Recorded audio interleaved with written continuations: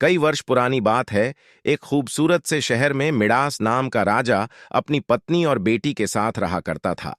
राजा Midas बहुत लालची था और उसके पास बहुत सारा सोना था। उसे अपने सोने से बहुत प्रेम था। उसे सोना इतना पसंद था कि अपनी बेटी का नाम भी उसने सोनपरी रख दिया था। अपने जीवन में राजा को सिर्फ दो ही चीजें सबसे प्रिय थीं, एक सोना और दूसरी सोनपरी। वह अपना सारा सोना एक तहखाने में रखता था और हर रोज उसे गिनता था।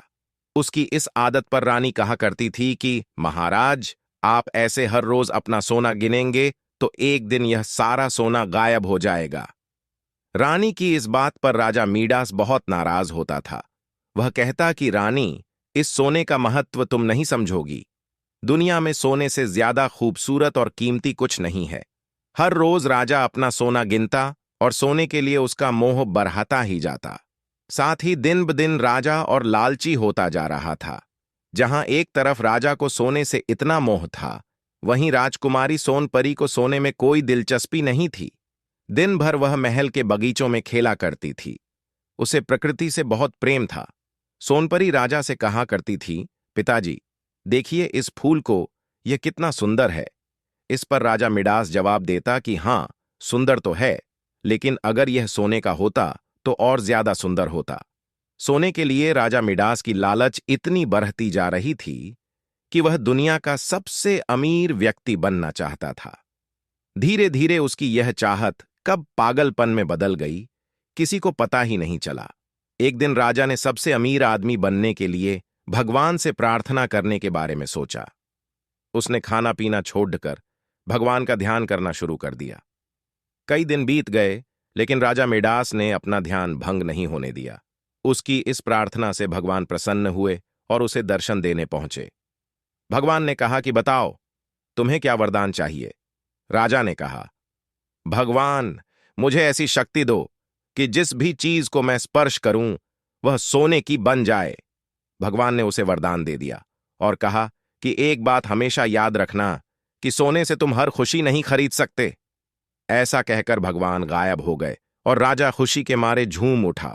वह महल की हर छोटी बड़ी चीज को छूने लगा।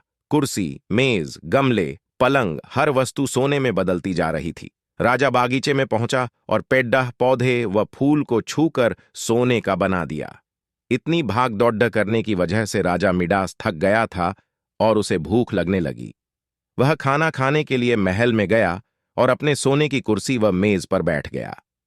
मेज पर कई प्रकार के पकवान, मिठाइयां और फल रखे हुए थे, जिन्हें देखकर राजा के मुंह में पानी आ रहा था। जैसे ही राजा ने पकवान खाया तो उसका सामने का एक दांत टूट कर गिर गया और यह देखकर वह चौंक गया। उसने देखा कि उसके स्पर्श से पकवान सोने के बन गए हैं। जैसे ही उसने फल को छुआ, फल भी सोने के बन गए। उसके छूने से मिठाइयां, नमकीन, यहां तक भी पानी भी सोने में बदल गया। यह सब देखकर राजा निराश हो गया और कहने लगा, हे भगवान, अब मैं क्या खाऊं। अपने पिता की आवाज सुनकर सोनपरी दौड़ ढहती हुई आई। उसने देखा कि उसके पिता बहुत परेशान हैं। पिता की यह परेशानी उससे देखी न गई और उन्हें सांत्वना देने के लिए उसने राजा को गले से लगाना चाहा। इससे पहले कि राजा कुछ कह पाता, राजकुमारी सोनपरी ने राजा को छू लिया और उसे छूते ही वह सोने की बुत बन गई। अपनी बेटी का यह हाल देखकर राजा मिडास जोर जोर से रोने लगा। इस सब के बाद राजा ने भगवान से फिर प्रार्थना की। जब भगवान प्रकट हुए तो राजा ने कहा, हे ईश्वर, मुझे यह वरदान नहीं चाहिए। मैं बहुत लालची हो गया था, लेकिन अब मुझे अपनी गलती का एहसास हो गया है। कृपया करके मेरी सहायता करें। राजा की बातें सुनकर भगवान ने वरदान वापस ले लिया और सब कुछ पहले की तरह हो गया। राजकुमारी सोनपरी फिर से बगीचे में खेलने लगी और उसके साथ राजा मिडास भी प्रकृति का आनंद उठाने लगे। इसके बाद राजा ने अपने तहखाने पर ताला लगा दिया और हर रोज सोना गिनना भी बंद कर दिया। कहानी से सीख।